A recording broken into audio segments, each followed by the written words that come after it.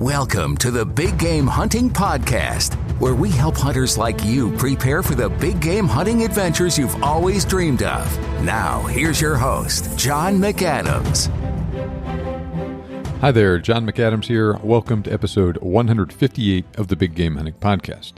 It's good to have you back with me again, and today is the last episode in this current mini-series on Africa. However, I can guarantee that we are going to be ending on a high note, though, with a great episode. And don't worry, I will be doing another mini-series on Africa again in a couple of months.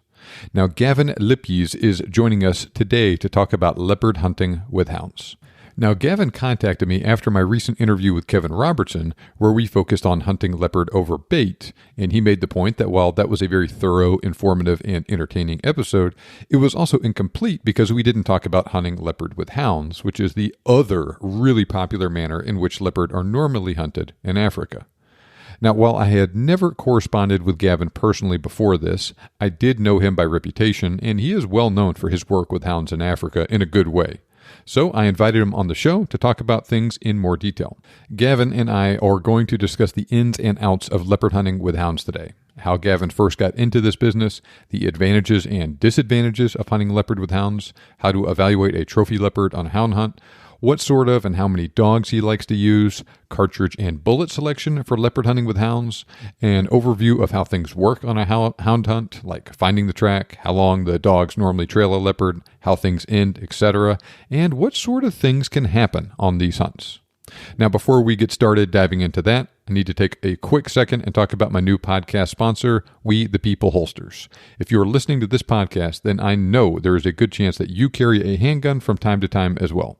If so, then you need to check out We the People Holsters. Their holsters are 100% American-made and custom designed to fit your specific handgun for a quick, smooth draw, regardless of whether you're carrying a Glock, a Kimber, a Smith & Wesson, a SIG, a Ruger, or just about any other handgun people carry these days. They have literally thousands of different holster options for left and right-handed shooters, inside and outside the waistband holsters, and a cool selection of different custom-printed holsters.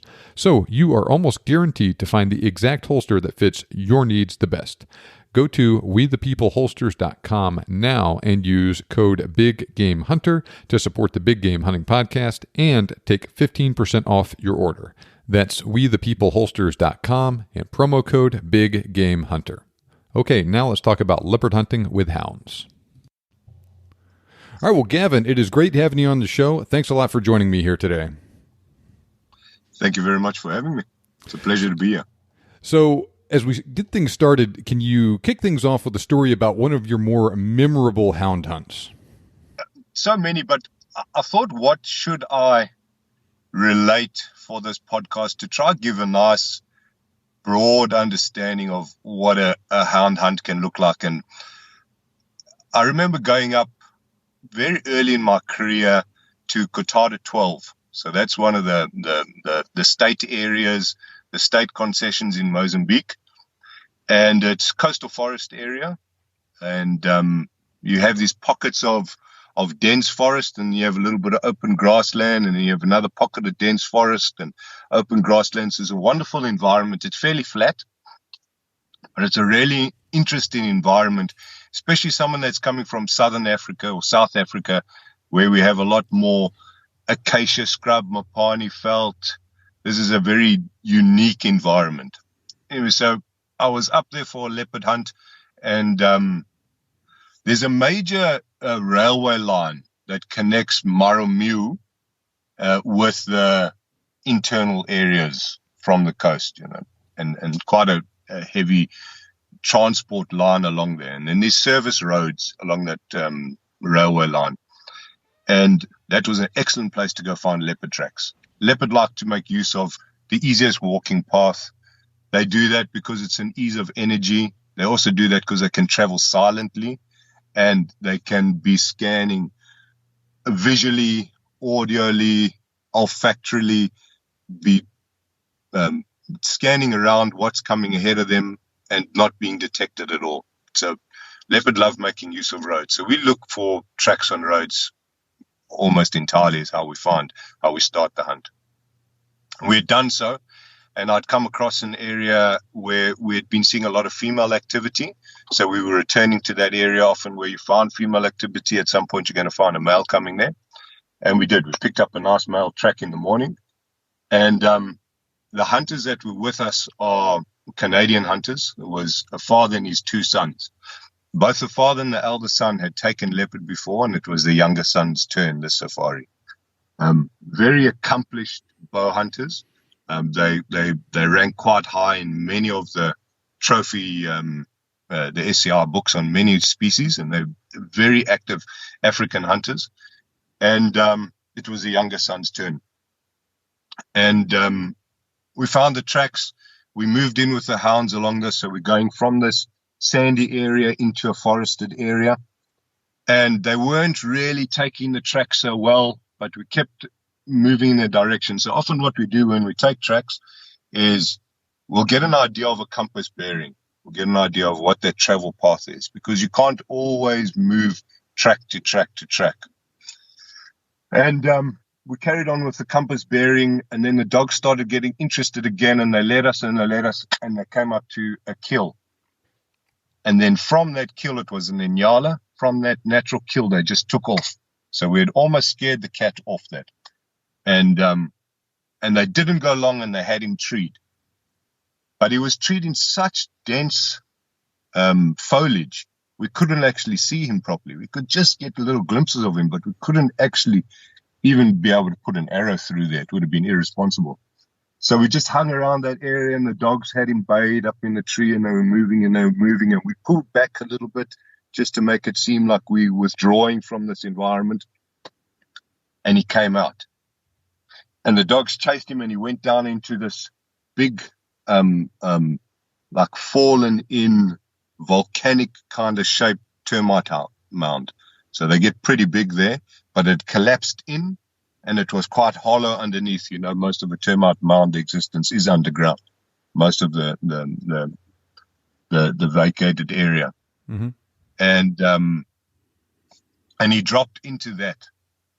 And my dogs were circling around and barking and baying on the top. We could hear him every now and then, and he'd come up and he'd take a swipe at them, and he'd go back down again. Oh my goodness. And being a bow hunter, there's no shot. Mm-hmm. You know, you can't sort of like peer in and put an arrow and run away. There's just no shot. So the only thing we ought to do is try to get him out. We start thinking of plans, how are we going to do this, and come up with an idea, right? So we try maybe smoke him out and get a long pole, cut down a long pole, and tie a lot of dry grass to that and set a light, and I sneak up to the hole and I drop it in. And nothing happens. Smoke's coming out of the hole, leopard doesn't come out. So the dogs are still circling around there. I pull all the dogs away. It's getting warmer in the morning now. Pull them away, leash them up on the side. And I go in and I peek over just to have a look, see what it looks like, to try to get a little bit of a better mental idea. What's happening in there? And I just see his two paws. I don't see his head or anything. So it's not a big cavity. So while we're still thinking of a plan, I release a few dogs just to keep him there, just to hold him there while we're thinking what's happening. And he comes up and he grabs one of my hounds and he pulls him in with him. Oh my goodness. And this dog is a very brave dog. He was a cross hound.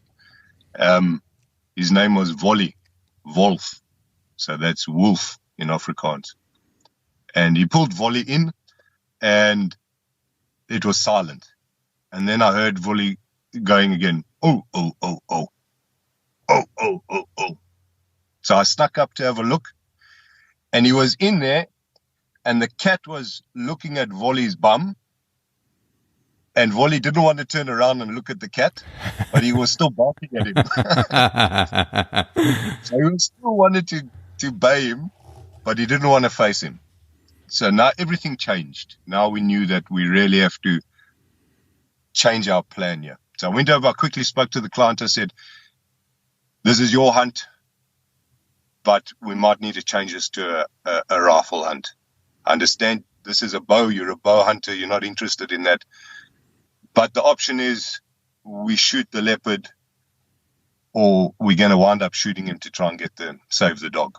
They said, no, that's fine. He's happy. He'll take. And they're Benelli shotguns, which is, semi-auto, as you'd know. And so the client and the professional hunter, they snuck up on either side of the termite mound, and I went in between them, and I took that same long pole, and the idea was I'm going to try to rouse him a little bit forward, and then I let him have it with the shotgun, not hitting volley. And these are pellets, not a slug. And I see the paws there, and I tap one paw, and the other paw tries to catch. Yeah. So then I poke the other paw, and the other paw tries to catch the pole, and he's not moving.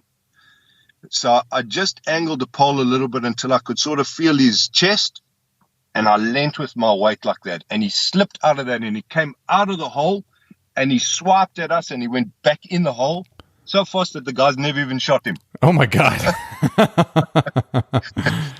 It was so unexpected and so quick. 2 shotguns right on the edge of this crater, and nothing. But now we've got the game plan. So I did it again, and I felt the chest, and I pushed, and he came up, both shotguns, ba-ba! And he came right out of the hole, and he ran off. And I shouted to the guys, release the hounds, and the other hounds went behind him, but my concern was for volley. So I got in, I pulled volley out. As I got him out of that hole, he just took off straight down the left. It was like, I'm free, and now it's to my advantage again. And he took off after that. And they bait up the cat. It had got a few pellets in it, and they bait up the cat. And then the hunter was given his bow again. And while the dogs were mixing it around with the cat lying on the ground, we snuck in and got him a nice position. And he put an arrow in it, and as the arrow hit in, the cat bit at that arrow, jumped up, and charged straight for us, and the professional hunter shot him at our feet. Jeez. And so it's action, action, action. My goodness, man. That bait and blind, listening to the birds chirp. Ooh, that is quite the story. There was a lot going on with that thing. And so your dog was all right? Perfectly fine? Little bit of scratch, a little bit of a bite, but the skin is loose, and they fine, yeah. My goodness, wow. Well, man, that's quite, like I said, that's quite the story. How did you first get into hunting leopards with hounds, and just maybe how'd you get started hunting with hounds in general? I guess to start with. So, just after I finished school, my parents bought a property up in an area in Limpopo province, Magobeskloof. So it's near the town Zanin. And they went to farm avocados and macadamias. And it's quite a subtropical climate there. It's very good for those crops. There's a lot of banana plantations there. There's a lot of tea. And there's still leopard roaming around there.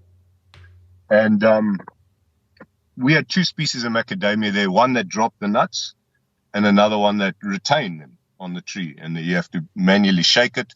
There's implements you can fit on the PTO, on the tractor and that, but there was quite a gradient where we were. So everything was manual labor. But then the other variety, they dropped their nuts. So if you weren't quick enough, the bush pig would clear up your crop. Excuse me. And that's where I really started actively hunting the bush pig. And that was at night with a torch, a rifle. And then I came across a guy who had dogs, and then we started making inroads on the bush pig. And then not long after that, I met a man by the name of Tienus Botha, a late Tienus Botha. He's one of the guys that sort of pioneered hunting with hounds in a trophy sense, in a market hunt sense, not so much in the depredation work. Hunting leopard with hounds goes way back in South African history. There's records as far back as bounty being paid on leopard, caracal, jackal, as way back as 1750. Oh, wow. So it's a new thing to hunt leopard with hounds, but it is a new thing at least sort of around the 1980s. It started to become more of a popular option for traveling hunters to use that as a method instead of the bait and the blind, which had sort of become a traditional way of hunting leopard.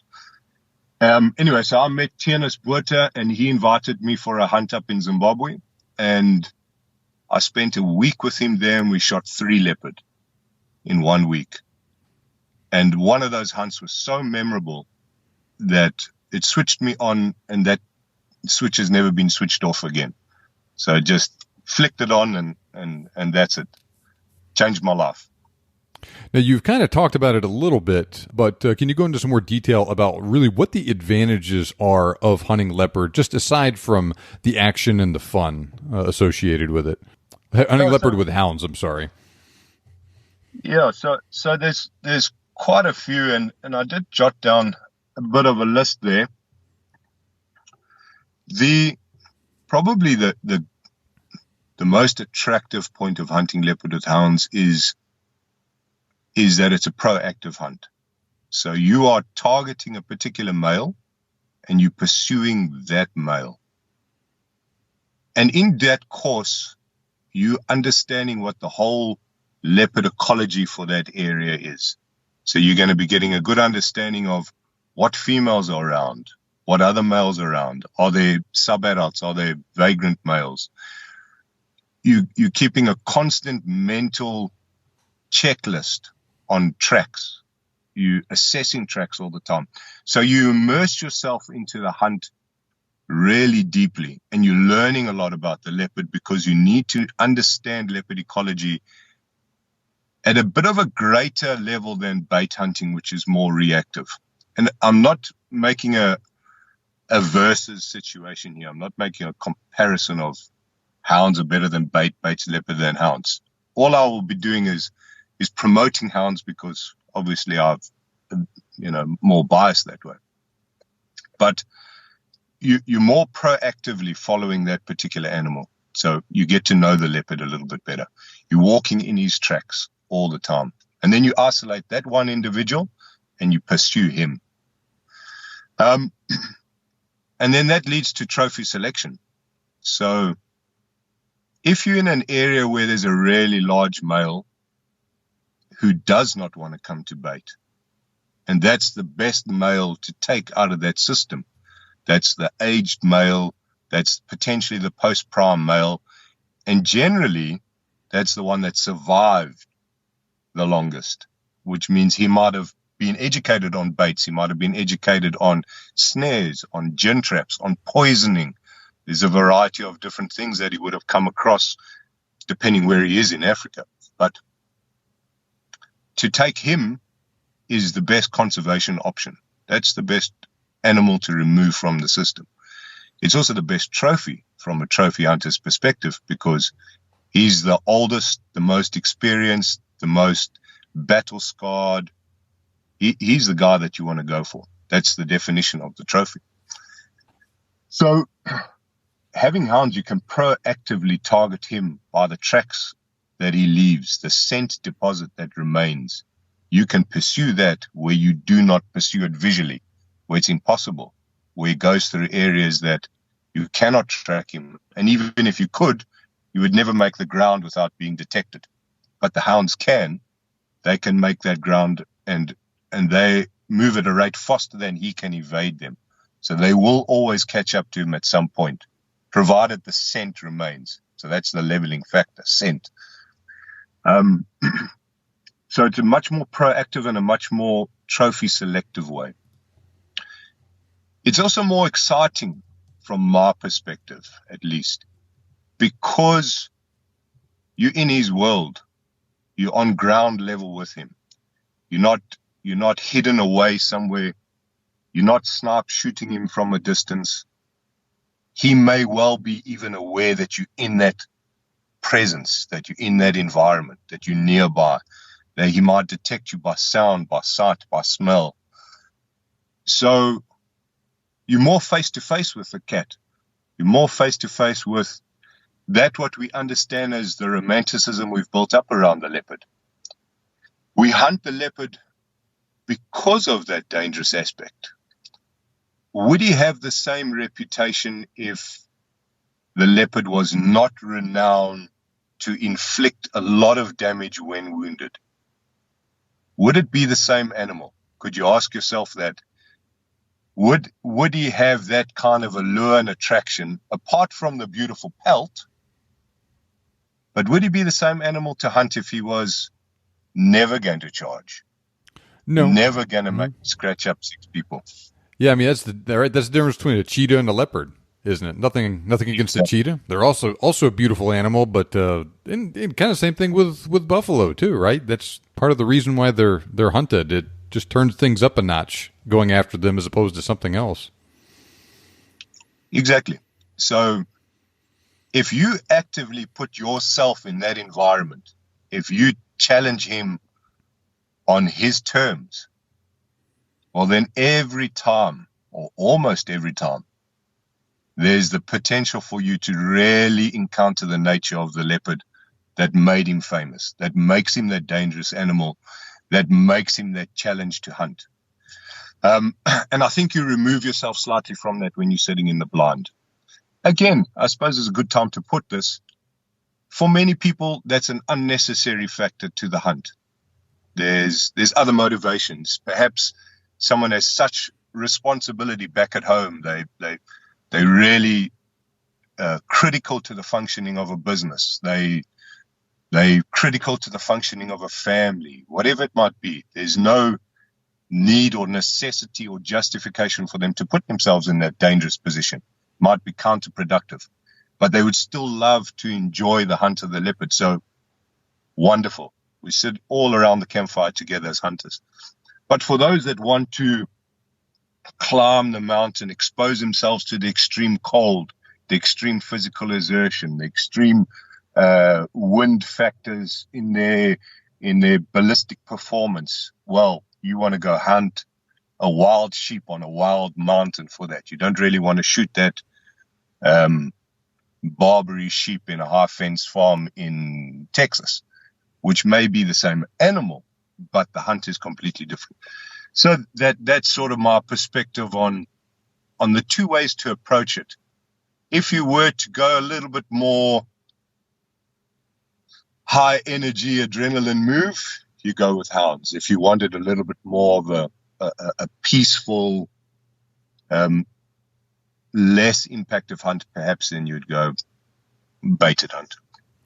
Now, the conservation aspect of hunting leopard with hounds was very interesting to me when you mentioned it in your initial email. And I remember years ago, I was hunting in Zimbabwe, and I was talking with my professional hunter when I was there, and he was not a hound guy himself, but he had helped out on some leopard hunts with hounds there and whatnot. And I was like, what's the deal with that? Like, how you preventing, the guy from just kind of shooting any leopard or whatever. And he was like, well, I mean, it's a lot more than that, right? You can tell by the track. You can pull the dogs off the track if it's a young male or a female or something and go get something else. Then you also have that opportunity in the tree. And I was like, oh, I never thought about that. I literally never thought about it until he mentioned it. And so it was very interesting to hear you talk in the email and hear just now about the aspect of it where it is a way to allow you to specifically target a really, really old, mature, probably very well educated, intelligent animal that would be almost impossible to hunt otherwise. That's right. And the more repetitively we can do that in leopard hunting, the better the conservation outcome is for the species general, and the better our banner is for hunters. So it's a win-win. Mm-hmm. It's interesting. I had we had a little bit of a conference with one of the Panthera representatives, Guy Baum, and he said, but when you shoot the leopard over hounds, you're shooting it out of the tree. So they didn't really understand that actually that's the best place. You can get the very good trophy judgment there, and you can pull the hounds off if you don't want to take that animal. Mm-hmm. So it's not as simple as saying, hey, boys, let's go home.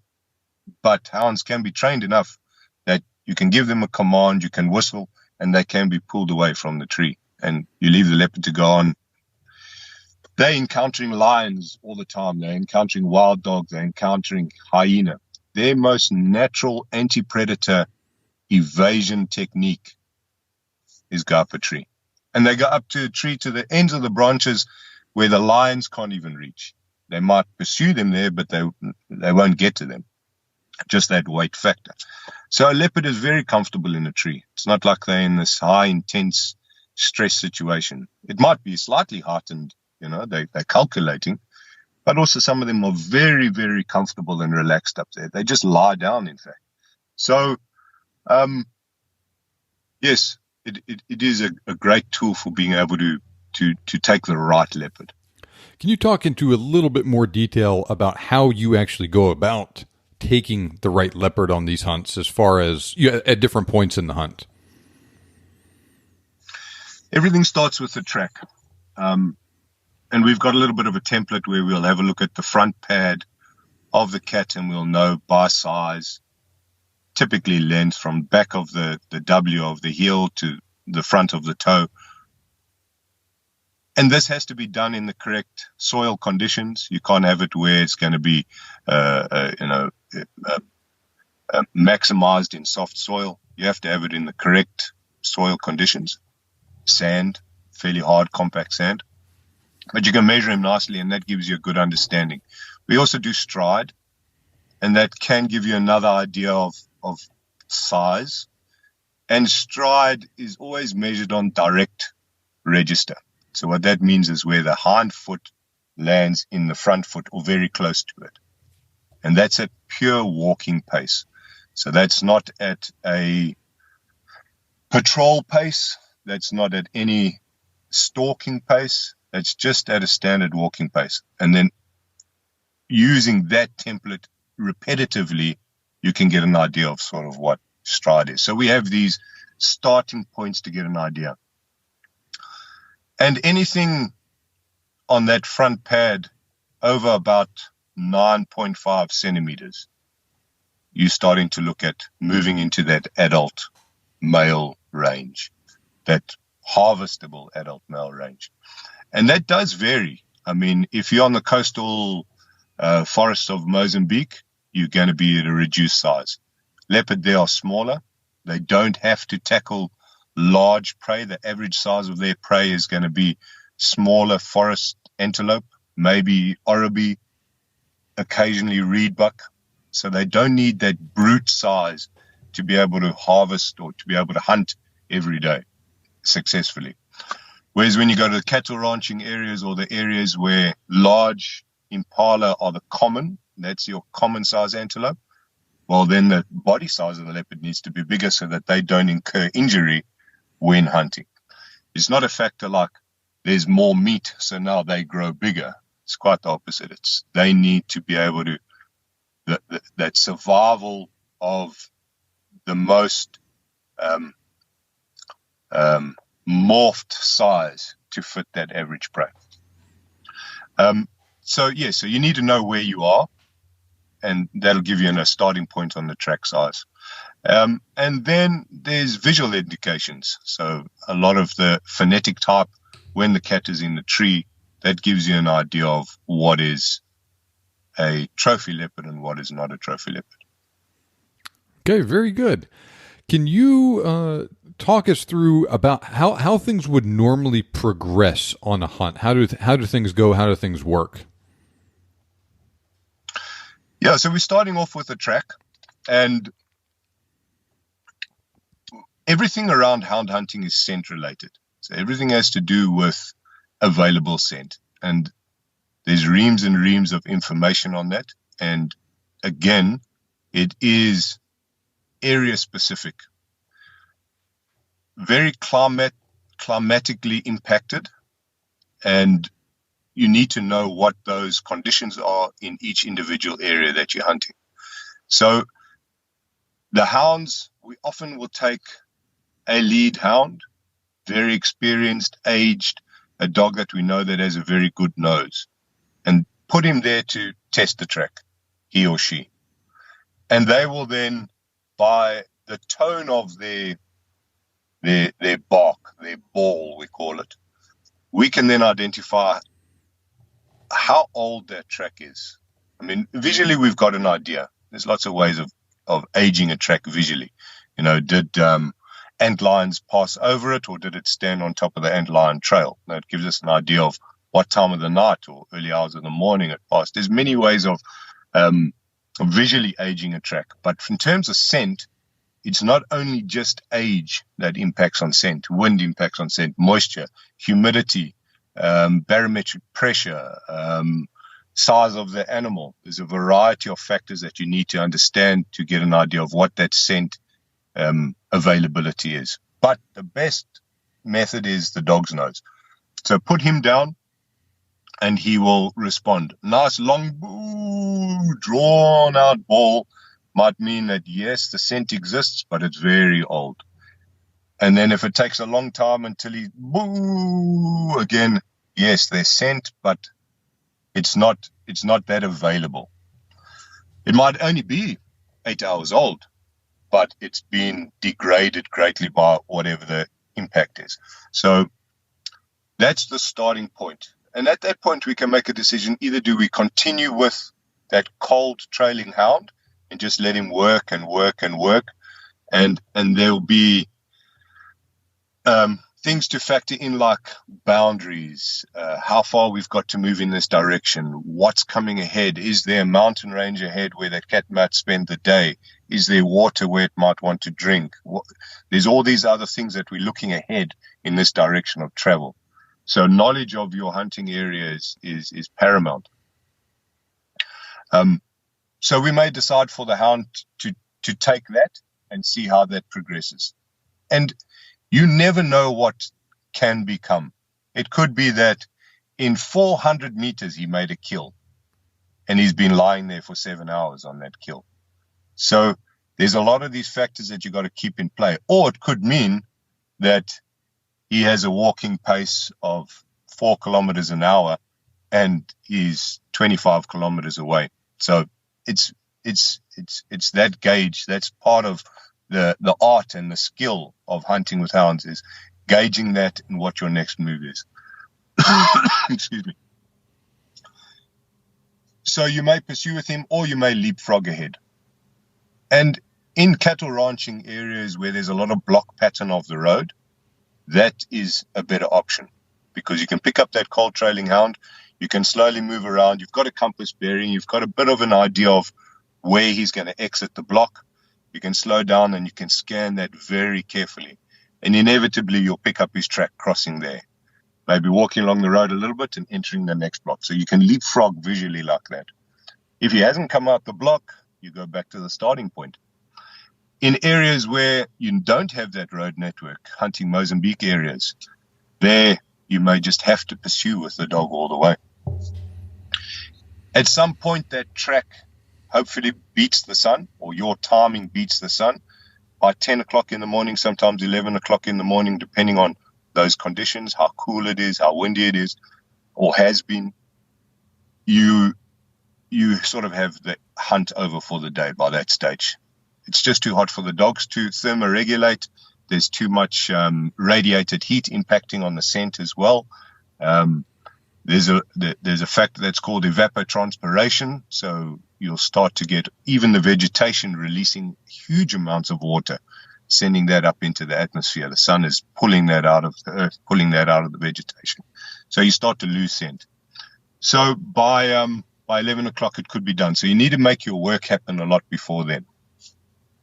And if the dogs are progressing nicely on the track, then you may add in more dogs. And the pack, and we'll probably get to speaking about that later, but your pack composition needs to be such that you have these options, that you have this follow through and flow to be able to tackle these tracks repetitively, effectively in a variety of environments. So you'll put down maybe 2 or 3 other dogs to honor that initial dog. And if you find, knowing how cold their nose is, we speak of a cold nose and a hot nose. Cold will be for tracking the older scent or the less available scent. And hotter nose is the ones that want the body scent. They want to move that animal. They want fur in their mouth. They want to catch up to the track. So, or the track layer. So you'll add into your system, into your pack, to speed up and to confirm that first hound and get that moving. And if they do so, and you start to take that line nicely, then the whole pack will go in. There are other guys that do things differently. They might release their whole pack at a time. There's other guys that might just stay with all other dogs on a leash and they'll go a longer time. It's personal preference, and it's pack composition and experience and how you like to manage your hunt. But typically this is how I do it. And then by that stage, I've got 8 dogs in the hunt. Everybody's in full cry. So they are all able to take the scent. There's very little losses. So the sound will be boo, boo, boo, boo, boo, boo, each different dog. And you can hear each individual voice, and you know that they're all confirming. And they leapfrog and they push and they push and they push, and they work together in unison to get closer to the cat. And as it gets closer, so their ball gets more excited, more frequent. And that's when it's nice to have dogs that are very hot-nosed, that only open on a very hot scent. So you may hear 5 of your dogs opening. Then suddenly number 6 and number 7 start opening, and then you know you're very close to that animal. And then it gets very exciting. And the leopard, you're on his ground. It's not like he doesn't know where he is. He's incredibly familiar with his surroundings at all times. It's his planning that puts him there. Telemetry and GPS information show us what that pattern of movement is for the leopard. So generally, he's going to make a kill in an area. He'll consume that or cache what's remaining. And then he'll just gap it out of that area. He doesn't want to be discovered. He doesn't want to stay there for too long. He doesn't want the world to know he's there. And he'll gap it and he'll make a straight line. He may well patrol in that period. He may well scent mark a lot, but he'll sleuth into another area where he's had a lot of hunting success, and he knows where these areas are. It's exactly like how you would be if you were a bass fisherman on a boat. You don't just patrol and cast your lure everywhere. You go to points. And if you're repetitively fishing the same dam, you will know, all right, we're coming to the honey spot. We're coming to another honey spot. We're coming to another honey hole. And that's where you're going to put in a lot of your effort. And the leopard's no different. So certain areas he will have very little or no activity. So when the hounds are on him, he knows exactly where he's going. He knows to his advantage, there's caves in that set of mountains. There's dense scrub here. I'm on this portion of the river. There's a lot of thick grass there. He knows what his escape route is. And you'll go there and you'll almost always go into the most difficult, toughest terrain that's at his advantage. And there the human party and the hound party must follow. And this is one of the other nice benefits of hunting with hounds, is that it's that canine human cooperation. So it adds another nice element of something that you don't typically just get when you rifle in hand and you're stalking. So, and then the other factor is that this excitement now builds. There's an anticipation, and there's a real anticipation, and you're on his ground, and your heart rate is not only pumping because of excitement, but because you're exerting yourself. You have to go where he goes. You have to follow where he goes. So there's another physical aspect there. You need a certain conditioning to be able to pursue that. So kind of in that vein, about at different parts of the hunt, at what pace are you trying to keep? Are you walking? Are you jogging? What? It all depends on terrain. If you're on a very flat area, then you need to be keeping a little bit of a military jog. So you'll run and walk and run and walk. And when I say run, it's a trot. You just need to make sure that your distance is not too far behind. Hounds with leopard is not like hounds behind a coyote or hounds behind even a bear or hounds behind a jackal. It's not an animal that's going to continue running and running and running and running. as long as your pace is sufficient that you don't get completely left behind, you will always come to a finish line. The leopard will stop. So you really just want to stay within hearing of the hounds. And if you lose them and they go up and over the other side of the mountain, when you get to the top of the mountain, you will hear them again. So the pace is not extreme. It's not like, you need to be a super athlete for that at all. And also, when it's more undulating, you can start making decisions to go around a mountain. You can make decisions to follow a river line and cut them off. You might make decisions to remain on top of the hill and see how the hunt progresses below you. It might do a semicircle all the way around and come back to where you started. There's a variety of ways that plays out. But yes, you do need to be able to do that sort of military movement. Jog, walk, jog, walk, jog, walk, jog, walk. And just so you don't lose the hounds. GPS collaring or GPS collars now, the Garmin systems make it very easy for us because we have every dog on a collar. We know where they are almost all the time. Sometimes you lose a little bit of signal, but you can recover that when you get to elevated ground. So it's not like the dogs are going to be lost entirely. Yes, pre-GPS collars, certainly. You had to really remain within hearing distance of them. But now we have that advantage. So if someone is a little bit, had their wind knocked out of them a little bit, someone has a fall going up the hill, whatever the thing is, it's not a disaster. We know where the dogs are going to be. Now, I know it can probably vary tremendously in different terrain and from hunt to hunt, but how long is a typical leopard track? How long do you track them for? Well, that's the beauty of it. You could remain attempting to track a particular leopard for 4 or 5 days. And I don't mean that you're camping on the track and waking up and carrying on again. You may return back to camp and then go ahead to a point where you presume he's going to come out again.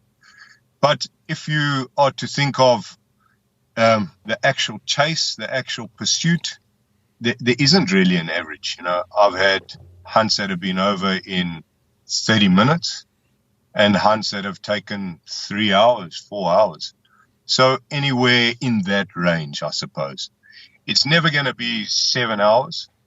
You're never going to exert yourself in terms of endurance as what you may need to do on an elephant hunt or even sometimes on a buffalo hunt, where you may be looking at hiking for many, many, many hours of many days.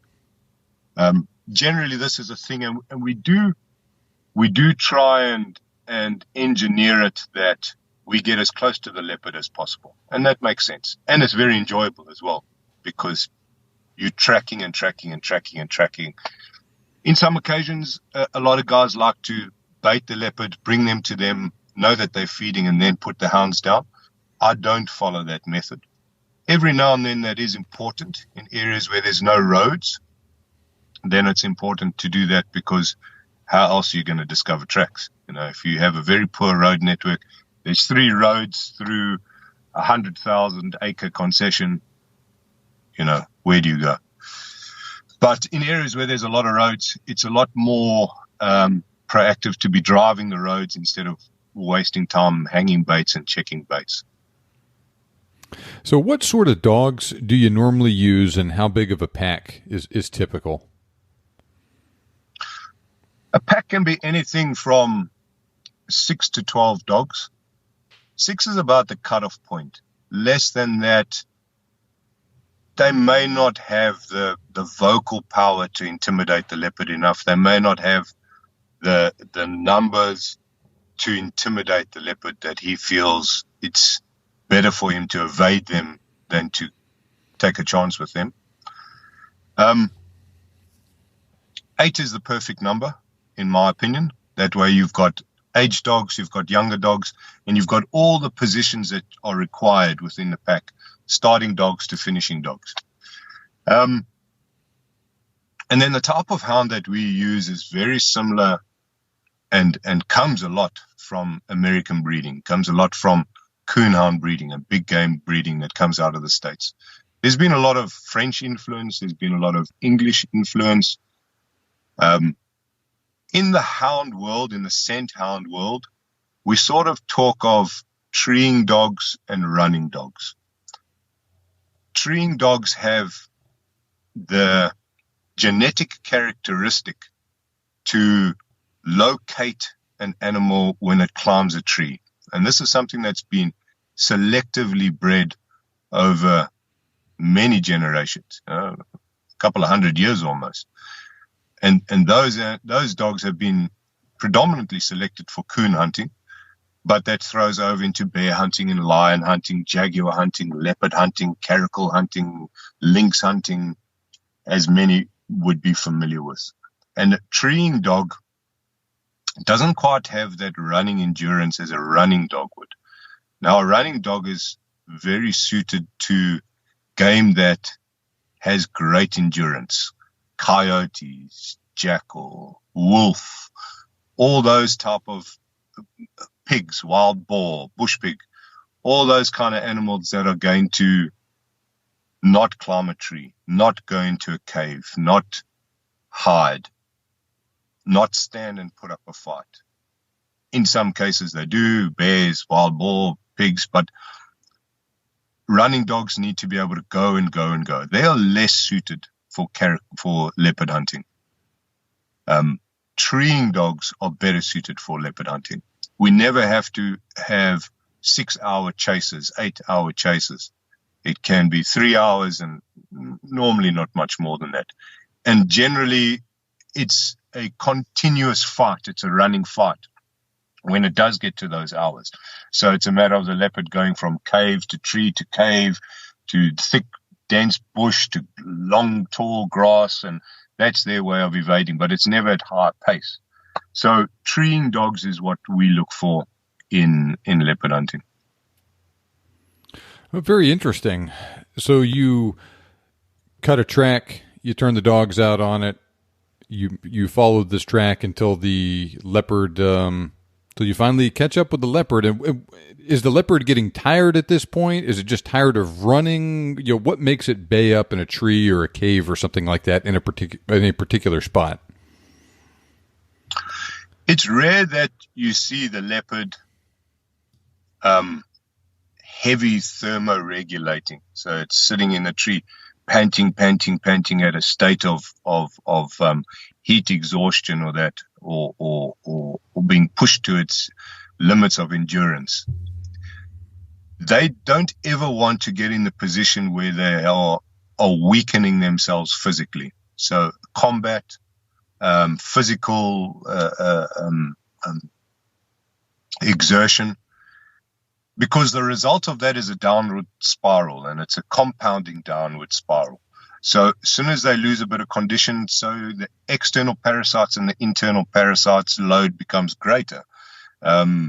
Any carrying viruses they have, any existing small injuries they have, everything compounds, and then they're not able to take that standard size game that they need, so their nutritional intake is reduced, and that further puts them down that spiral again. And it's almost like if they allow themselves just to go off the cliff slightly, they're going all the way down.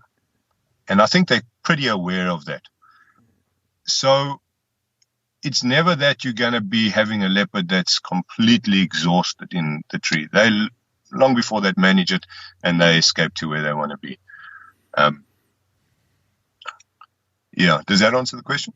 No, it does. Yeah. So are they just, tired of running at that point? They're like, all right, fine, I'm going to get in a tree because that's what I do for my defense. That's right. Mm-hmm. And so when you arrive at this tree, what is the situation like, and how do you manage it, to get a shot? Like you would with any stalking, the first thing you want to do is check the wind. So your scent is going to be what reveals your location to the leopard. The longer you can hide behind the guise of the hounds being just this natural competitor that is good for the leopard or better for the leopard just to evade, the better it is to get yourself in a shooting position. Now, there's generally two situations. And in my experience of doing this, you're looking at about a 50-50. So it's a coin flip. Half of them, the occasions is going to tree. The other half of the occasions, they're not. They're going to stay on the ground. They're going to fight. They're going to go from cave to cave, thick bush, top of mountains. Generally, there's no impacting that a big one is going to fight and a small one is going to tree. I haven't found that to have any significance. It's more, it could be that if they're in an area where there's a lot of lion and hyena presence, they may be more inclined to tree. In areas where they're more the apex predator, they may be less inclined to tree. We find that a lot of ground fights happen in Namibia where there's not really that many lion, and a lot of brown hyena, not so much spotted hyena. We find the same in Mozambique. So that ratio is typically about 50-50.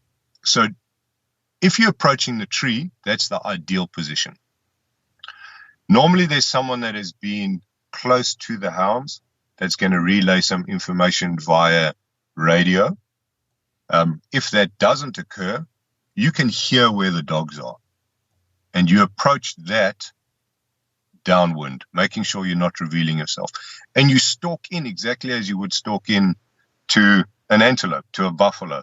You use your cover, you make sure that you're not exposing yourself greatly, and you move in slowly, taking your advantage, always trying to get a view of potentially which tree it might be. Once you've identified where the leopard is, then it's pretty easy. First thing you want to know, is he aware of your presence or is he not aware of your presence? And that's easy. So is he looking at you? Is he not looking at you? Sometimes they can look at you and that's not a problem. Other times, as soon as they see you, they're out of the tree. Either they come to you or they run away again. But once they know that you're part of that team, that you're part of that hound team, then everything changes. So if you can approach without them discovering that, that is better. And then you can view that leopard. You can decide whether you want that trophy, if you definitely want to take that animal. And then there's all those visual cues that you run through, and we'll probably get into that. I'll give you the list of how we determine what a trophy leopard is. But you run through that, and then you can make the decision to take the shot or not. If you have made the decision, where you make that decision from may not be the perfect shooting platform or the perfect shooting angle. And then you might need to readjust your position and take the shot from whatever works. The other option, where he's fighting the dog and he's in the rocks, it's a very difficult thing then. Then it's very different. Then you need to get a good gauge whenever you can, whenever he makes his movement, of what that trophy is, what that cat looks like. And you'll be using the same list. And those cues are fairly indicative of the age of the cat. The only real way is to know true age is by dentition, by looking at his teeth, which is rare. Sometimes he's snarling at the dogs. Sometimes he's panting slightly with his mouth open. You can see that. But otherwise, we're looking at other cues, and I'll tell you about that. But when he's going from cave to cave and fighting and moving and that, then your shot is that they go into an area and they bed in that area, or they put their bum into the back of the thorn scrub, or they bury themselves a bit in the cave, or whatever it is, and they will remain there for a short period, but they won't stay there indefinitely. They haven't found their perfect security. They still are just calculating. They're taking almost like a mental break. They're putting themselves in the right position. They're up against the ropes a little bit, and they're thinking about, all right, where do I go next? Where do I go? And they'll start picking up the crescendo of their roars that they're making to the dog. So they'll start with a slow rumble, and then they'll build up until it gets to the peak, and then they'll charge out, and they might swat a dog or two, or jump over them, or maybe even roll up with one and then move off again. And then that's your opportunity. So you wait for that rise and that rise and that rise in the tempo and the aggressiveness of his rasp. And when he makes the break, as soon as he clears from the dogs, that's when you want to be firing. So you could be within 20 meters, 30 meters, sometimes even closer. And that plays greatly into rifle setup and rifle choice. But you never know, at the start of the hunt, what the end of the hunt's going to be. So you have to be prepared for both of those opportunities. So what sort of rifle setup do you like to see people use on these hunts? The first thing we want to do is comply very comfortably with any legislation. So grab a 375. That's the thing I always recommend. That is going to comply with any legislation in any country for dangerous game. It's also going to give you the correct ballistic performance that you want for cats. You want high velocity, thump him hard, very soft bullet, and you're going to easily accomplish that with a 375. You're going to have distance, you're going to have short range. You're going to be shooting fairly flat. You're going to be very comfortable in your shot placement and your ballistics. So that's the great option. And anything greater than that is unnecessary, is not needed, more extra weight to carry. And anything lighter than that is, yes, certainly doable. And I carried a 9.3 by 6.2 for many years, and that buckled up charging Leopard, running away from us, and there was no problem at all with that. And so I guess there's quite a bit of difference between the 9.3 and the 375, certainly in muzzle velocity, but anywhere in there it's comfortable. And do you like people use iron sights or a low-powered scope? Yes, I much prefer iron sights, and that's the recommendation. And so you're coming out with one rifle. Sometimes it'd be good to fit something like an aim point, something that's going to give you that kind of red dot sight or similar. Anything that's sort of that easy to bring up to your eyes and yet still accurate enough that with a little bit of a calming situation, you can still place a good shot at an animal that's treed 50 meters away. The thing that's very important to remember in both of these situations, it's often not possible to get yourself in this perfect brush-free shot. It's very common that you're going to be shooting through something. Either the cat's going to be behind it, or you're going to be in a position where there's something just naturally between you and the cat. So you want to be able to bring that up and fire quickly. Most guys with a little bit of practice can shoot open sights, iron sights, 50 yards every time a coconut. And in my opinion, that's a lot more advantageous than having even a low-powered scope. Mm-hmm. I mean, that definitely makes sense, especially like the situation you described with the Leopard. You might get a fleeting shot at it, and as it's running past the dogs, and you're trying to very quickly acquire the Leopard in your sights without hitting a dog or a person that's over there. Things can get pretty wild in there at times, I'm sure. You're often climbing over rocks. You're handing your gun to other people so they can give you a hand up. They're handing it back to you. You might be wading across a small river. You might be on your hands and your knees through thick grass. The less working parts on your rifle, the better. Now, you said one of your main goals, if you get up to this Leopard, you want to try and have it be unaware of you there for as long as possible. So does that mean that once you get up to it, you evaluate, okay, this is the Leopard I want to shoot, and you get ready to shoot? Do you just leave the dogs doing what they're doing while you're shooting, or do you try and pull them back first?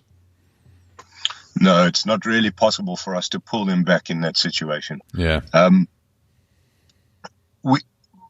If you wanted to leave the cat in the tree and walk away, then you would advertise your presence. We can tone the dogs using a function on the GPS, which just emits a very small beep on the collar. And we train our dogs for that, to understand that when they hear that beep, return to master. That's what it means. Now, they're in a very heightened state. They're in a hunt drive state, peak hunt drive state.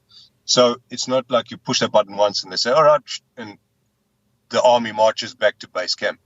It can take a little bit more coaxing. But you are identifying your presence almost immediately once you do that. You're going to whistle to the dogs. You've got to follow up with voice commands, and you get out of that area. You wouldn't do that at 50 meters where the cat is going to now feel that you're within their fight-flight zone. You would remove yourself quite clearly from that area, so giving the cat the opportunity to escape. Yeah, so when you take a shot at the leopard, the dogs are still barking at it and everything from under the tree then often, right? Yes, yeah. So it's not like mountain lion hunting where you can walk up, leash the dogs near the tree, put them on some saplings around, take a very clean shot so the cat falls out wounded or dead. And if it's wounded, it can still run away, and then there's no impact to anything underneath the tree. With leopard hunting, particularly if you've got all your pre-hunt information correct and you've done your track interpretation correctly, chances are that that's a good, mature, feisty male leopard that's in the tree, and you don't walk up and leash the dogs. The dogs just naturally do what they must do. All right. And so what are the cues that you look at when you've got a leopard there to ensure that it is a good male that's a good trophy for someone to shoot? Yeah, so there's those phenotypic traits that we have a look at. And this lines out, not particularly in any order. We can look at them all individually, but we start off with facial scarring, if that is made available. So if you've got some binoculars, you'd like to have a look at that, if you're in that situation where you can.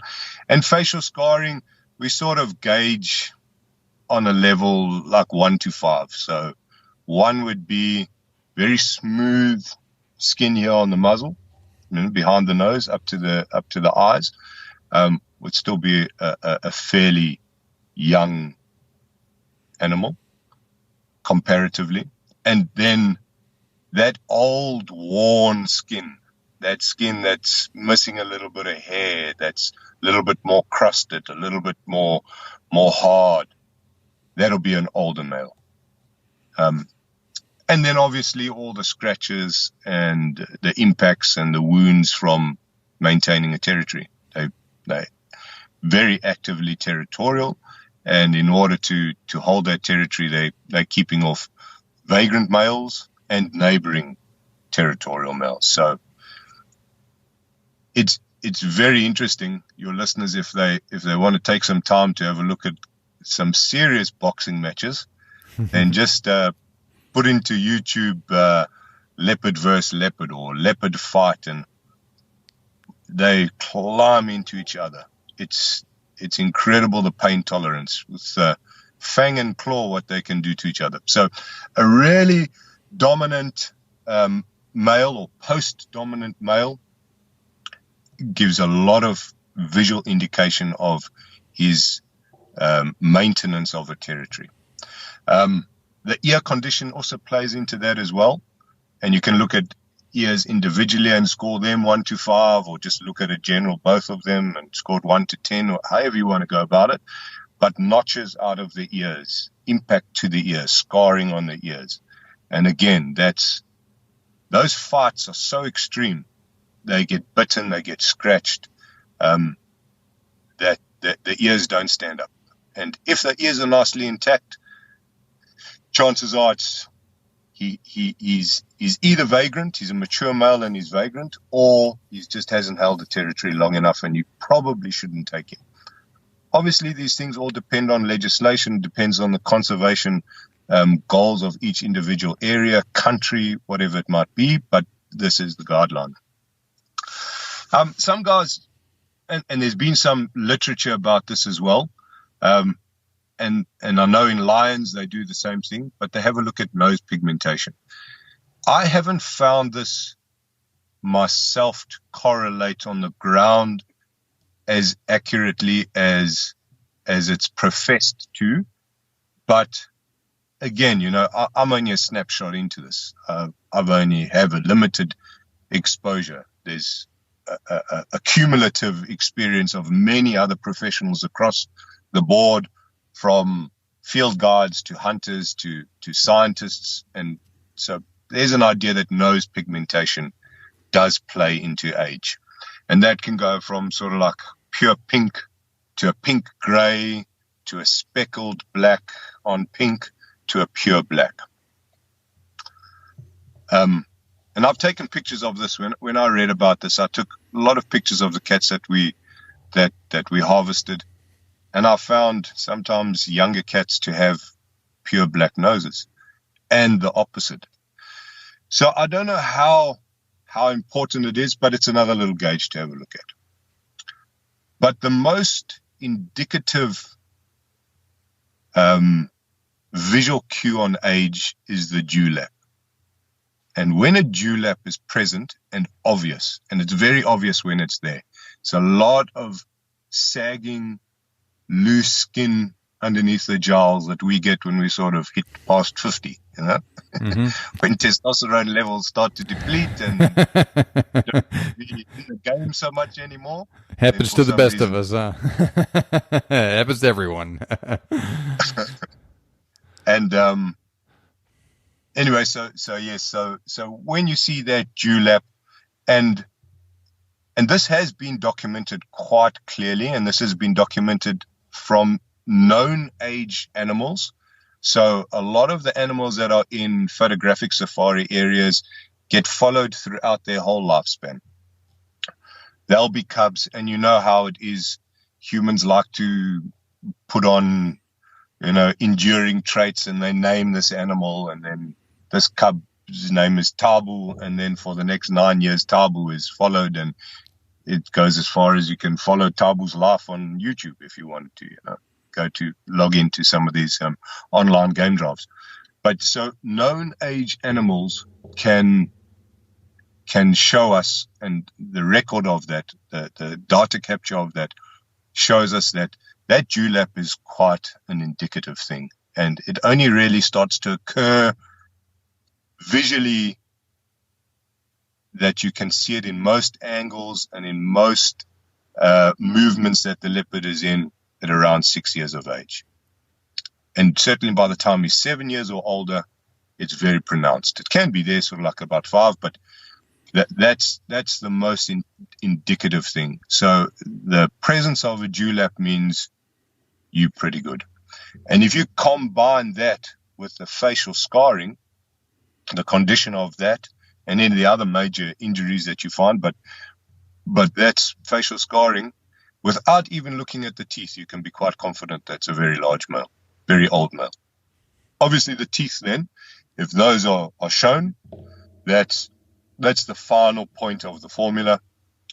Worn, yellowed, discolored teeth are a very good indicator of age. And there's enough information out there that you can find this in visual guides. Canines are the thing that we sort of look at first. Male leopard often have broken canines because they are biting through larger bone, or it's at least believed that that's due to it, biting through larger bones. It's very rare for females to have broken canines, which you can find, obviously, but it's much more common in males. And the wear of the canines sort of goes, they get shorter and shorter and shorter with age. But the real thing, and you'd have to be very close to the teeth to be able to see this, is premolars, P3 and P4. And once the wear on those start to show, it's definitely sort of like a 5-year plus male when you start to see premolar wear. But yes, generally you're going to see the canines very yellow, discolored, worn on the tips, and the more worn, the more aged. Yeah, well, wow, that is very, very interesting. So you make the call, okay, this is a very old, mature leopard. We're going to shoot it.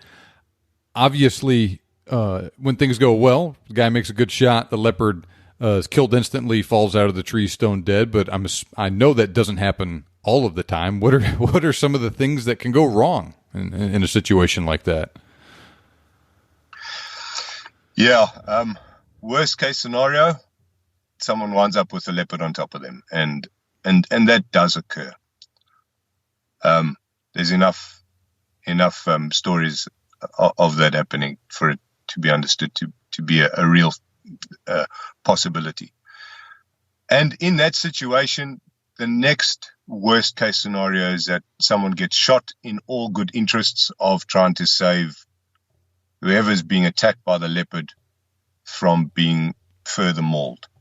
And often you have that, not often, but there's certainly the cases where someone shoots the leopard, the bullet goes through and through, and the person underneath the leopard is shot. So those are the two worst case scenarios. Behind that would be serious injury or death of the hounds. And we found on average that maybe you very active, you might find a loss of 2 hounds per year. And that's not always leopard impacted. We find a lot of snakes. I've lost more hounds to snakes than anything else. We operate in areas where there's things like trypanosomiasis, which is passed on by the tsetse fly. The tsetse is a vector of that. So there's all those kind of risks that the hounds are exposed to. But yes, that would be the next dangerous situation, is that you lose dogs. How long of a career can you expect out of a single dog? They only really switch on at about 3 years. It takes you that amount of time to put in enough training and experience, and for them to reveal really what they are. You can have a lot of confidence in a hound for 2 years, and then a big, nasty leopard gives him a swat, and he doesn't want anything to do with leopard ever again. And then he makes a great caracal dog. So only at about sort of 3 years will they have the maturity, the training, and the exposure for you to gauge, is he going to remain in the pack? And dependent on what role they fill in the pack, they can hunt right through until 10 years of age. It's rare for it to go any later than that. And I would say up until 8 would be pretty much his working span. So 5 years of good active work is about the medium that you can expect. So your dog that was pulled into the hole with the leopard, how did he deal with that afterwards? What was the rest of his career like? Yeah, he had a lot of balls and not so many brains. In fact, wound up losing his balls too. But yeah, but he was a good dog. Volley died at about 9 years of age, and it was in a dog fight. But yeah, he had a pretty good career for that type of dog. Normally, the ones that are a little bit more balls than brains don't have such a long career. But you need all of that in your pack composition. So you need the one that's wonderful on scent, loves to track, is in love with it, is like a heroin addict to the scent, is a really good nose, but he doesn't really want to mix it up with the leopard. But he'll keep tracking. That's a prize animal to have. That's a prize hound to have, because he's always going to find you the leopard, and he's never going to die doing so.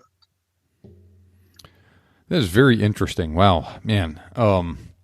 Anything that we have not talked about tonight that you think needs to be mentioned? I'll have a look at...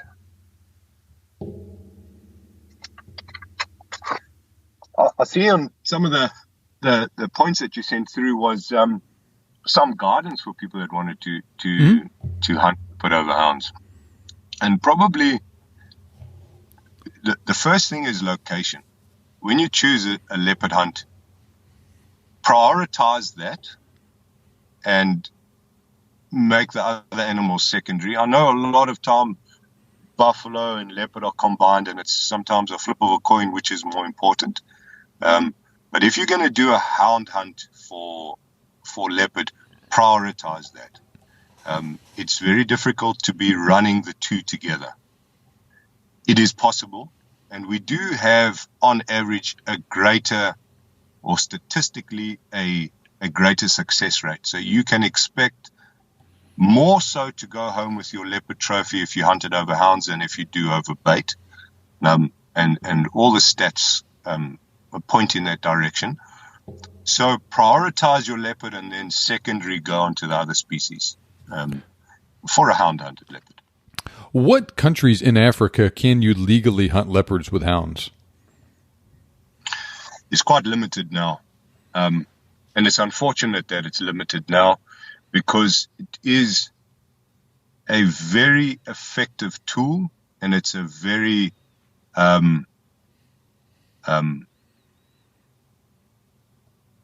pleasing option to a lot of traveling hunters.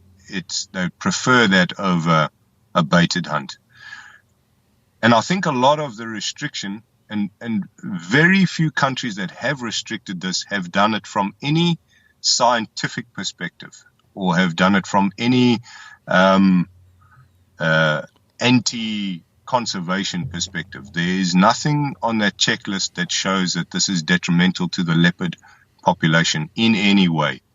It's more so a factor that keeping a pack of hounds is a lifestyle choice. It's not really something that every outfit, every professional hunter can achieve or can, you can go to a gun store and you can purchase a rifle, you can purchase a vehicle at a 4x4 store, you can complete your required legislation to become a professional hunter, you can enter the market and gain your experience, but to have a pack of hounds is actually a lifestyle choice. It's something that you do every day. Even when you're not hunting, you're still caring, training, feeding, housing, exercising, breeding, researching hounds.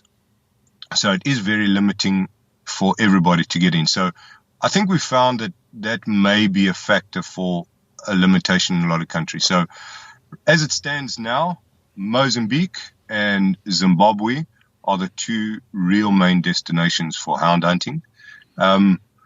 We were making a lot of headway in South Africa prior to their closure of leopard hunting. I understand it's open again now, but we were making a lot of headway because we had shown quite conclusively how advantageous is to make use of the hound as a tool in many situations.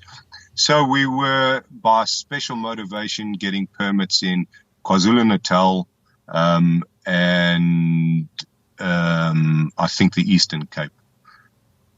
Unfortunately, those areas don't really have massive leopard population and they fall into a very small section of the national quota. Limpopo province had the greatest. So really your options are Zimbabwe and Mozambique. Those are both wonderful leopard hunting destinations. Zimbabwe is famous for its massive trophy size and trophy quality, and the habitat and terrain that you tackle the leopard in is spectacular in so many different areas. Zimbabwe is very nice because a lot of those areas that you hunt on are ex-cattle ranching areas, so there's great road networks. And it's been in place in Zimbabwe long enough that there's not really that much gray area. You're either for it or you're against it. And there's not that much indecision, at least. And the guys that are for it are for it. So if you choose the right outfit in the right area, everything will be flowing for the facilitation of the hound hunt. Mozambique, in my opinion, is the prime destination for hound hunting because it's massive, true wilderness areas. It's hard hunting. It's 100% wild. There's no cattle ranching. There's no game ranching. There's no high fence. There's big concessions with almost seemingly limitless expanse, almost no boundary depending on where you are. And you really have a freedom to run the hounds. Running hounds in small areas, small farming areas where properties are a few thousand acres is very limiting. So you're going to come up to a boundary at some point, and that can signal the end of the hunt. And that is quite a disappointing situation. And that might be one of the cons for hunting leopard over hounds, is that if you come to a boundary, you have to just wave goodbye to your leopard and stop the dogs there.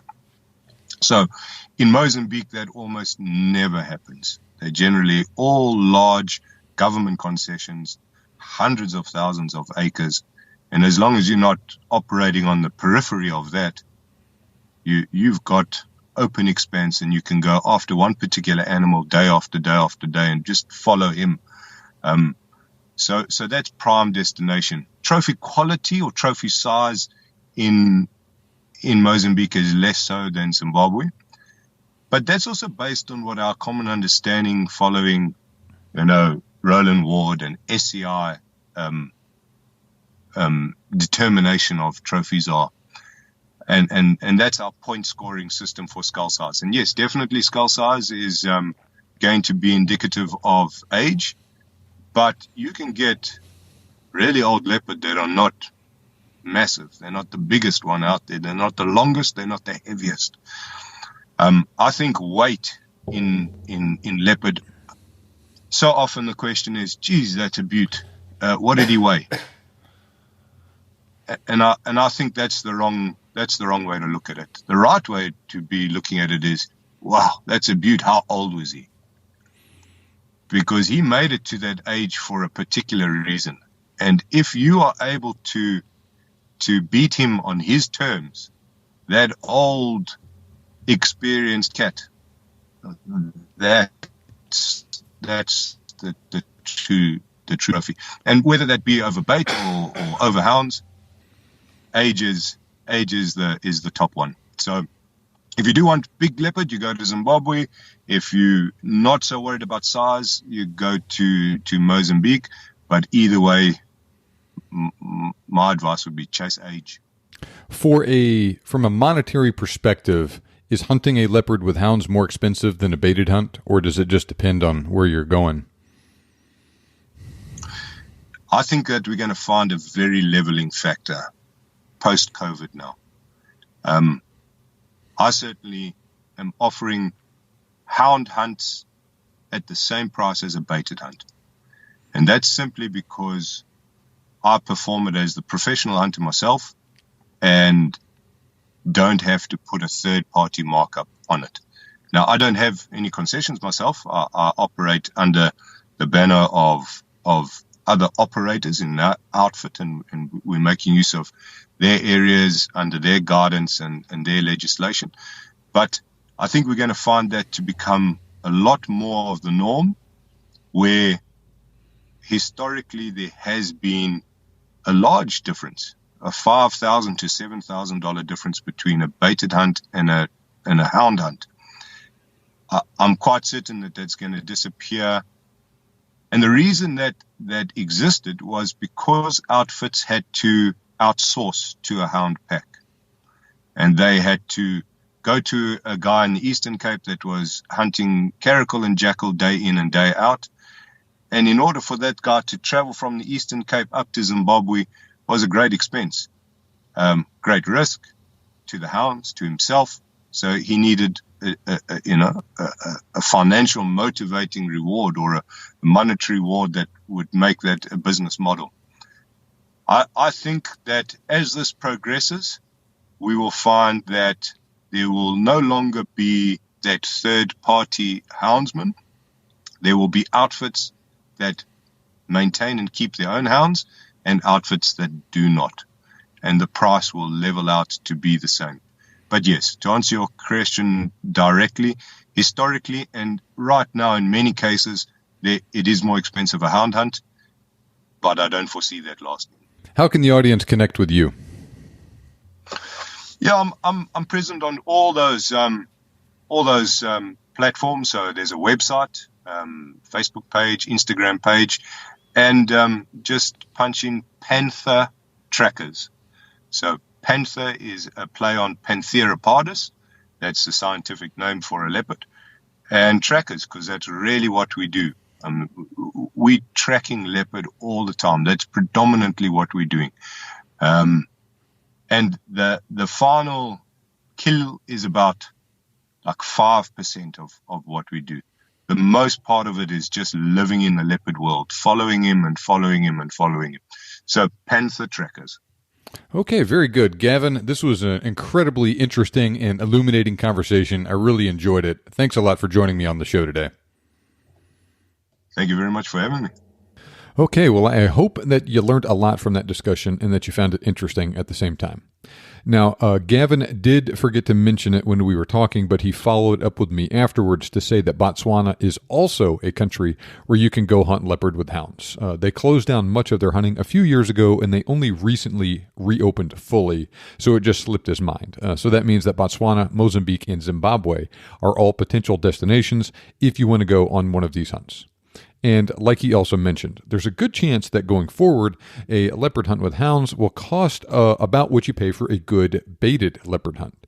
Now, if you do a little looking around online, you will see that leopard hunts are not cheap. However, at least they'll probably be comparably priced going forward. Now, there is not a darn thing wrong with hunting leopard over bait. Some people really like that sort of hunting, and like Kevin Robertson described, it can be extremely effective. However, it's also not for everyone. So if you're more of a proactive person who wants a different type of experience, a hunt with hounds with a good houndsman might be the way to go. Now, I do want to briefly circle back to a point that Gavin mentioned about things going wrong on a leopard hunt. As both he and Kevin Robertson mentioned, leopard are not tough to kill, but somebody is very likely to get seriously injured if you mess up your shot on a leopard and you wound one. Having the leopard actually scratch somebody up is just one of the really bad things that can go wrong if you wound a leopard. In fact, Kevin and Gavin both mentioned instances where somebody accidentally got shot while dealing with the charging leopard. I wouldn't say that is a common occurrence, but it definitely happens. And I will not mention any names, but there have been some very high-profile hunting personalities involved in those sort of tragic mistakes in Africa. That is why it is so darn important to come to Africa on your hunt with the right rifle setup. That's the rifle, sighting system, and ammo, and that you are proficient using all of that stuff. I've never shot anybody accidentally on a hunt or had an animal I wounded charge and injure anybody. However, I have personally made some mistakes over there that I very much regret that were completely my fault and completely avoidable because I was using inappropriate equipment and I didn't practice enough before my hunt. I have taken my preparations much more seriously for subsequent hunts, and I have done a much better job of bringing appropriate equipment, especially my rifle and ammo setup, to Africa. So you don't need to learn those lessons the hard way, though. And if you sign up for the Hunting Guns 101 training, I will teach you what you need to know about firearms and practical ballistics to improve your odds of success afield, pursuing big game almost anywhere in the world. Don't be that person who misses out on, or worse, wounds and loses, the buck or bull or cat of a lifetime because you were using the wrong hunting rifle setup on your hunt. You owe it to yourself and to the game you are pursuing to use the absolute best tool for the job. In the Hunting Guns 101 course, I will show you my proven method for determining what sort of performance you need from your hunting rifle on a particular hunt, and I will show you how to sort through all the confusing technobabble and marketing jargon out there to prioritize the correct rifle, sighting system, and ammunition characteristics that will work in concert with each other to deliver that performance you need. Now, finally, I am throwing in a great bonus for a limited time. I offered this bonus a couple of episodes ago, and I got an excellent response from you guys. So I am offering it again for a limited time. So if you have been on the fence about buying Hunting Guns 101, now is the time to do it so you get this great bonus for free. Now, like I mentioned in a previous episode, my dad had a terrible experience on a Cape buffalo hunt many years ago. Unfortunately, that was all avoidable had he done a better job of vetting the outfitter he booked with, because looking back on things, there were definitely some red flags that he missed. Most outfitters are honest and they will work their tail off for you, but his experience wasn't exactly rare either, and you don't have to look hard for stories of guys who got ripped off on a hunt. Well, I just added a new module to the Hunting Guns 101 training called The Insider's Guide to Booking a Guided Hunt, where I share a bunch of insider information on how to find a reputable hunting outfitter. I share some lessons I've learned along the way, the hard way, over the years on a personal level. Plus, you'll learn some insider information that I've learned during my career as a booking agent and some dirty secrets about the business most outfitters don't want you to know. I also share a list of questions you should ask any outfitter before booking with them. Now, this information is definitely useful if you're planning on booking a hunt in Africa. However, if you follow the roadmap I share in this module, you'll save yourself time, frustration, and money, regardless of whether you want to hunt elk or mule deer in the western U.S., moose in Alaska or Canada, red stag and tahr in New Zealand, or Cape buffalo and plains game in Africa. Now, I normally offer the Insider's Guide to Booking an Outfitted Hunt as an add-on to the Hunting Guns 101 training for an additional $97. However, for a limited time, I'll give it away to podcast listeners for free who purchase the course. To take advantage of this offer, click the link in the show notes or go to huntingguns101.com/form, F-O-R-M. Fill out the order form for the Hunting Guns 101 course and make sure you check the block for the elk and Africa hunting ammo recommendations. After you submit the form, you'll be taking you to another screen asking you if you want to upgrade your order to include the Insider's Guide to Booking an Outfitted Hunt. Click the No button. Then, when your order is complete, send me an email at john@thebiggamehuntingblog.com and let me know that you're a podcast listener and that you just bought Hunting Guns 101. I'll go in manually and upgrade your order to give you access. That's huntingguns101.com/form, F-O-R-M. Now, don't mess around. This episode releases on Thursday, 2 September 2021, and you'll have until I release the next episode on 9 September 2021 to take advantage of this offer. And if you don't purchase before then, you'll have to pay full price for everything. Now, the fact that you are listening to this podcast means that you are serious about making your dreams come true. You can send any questions you have or future show requests to me via email to john@thebiggamehuntingblog.com or on Instagram via direct message, and my handle there is @thebiggamehunter. Remember, you can make your dream hunt turn into a reality, and I can help. Thanks for listening, and I'll see you back here next time on the Big Game Hunting Podcast.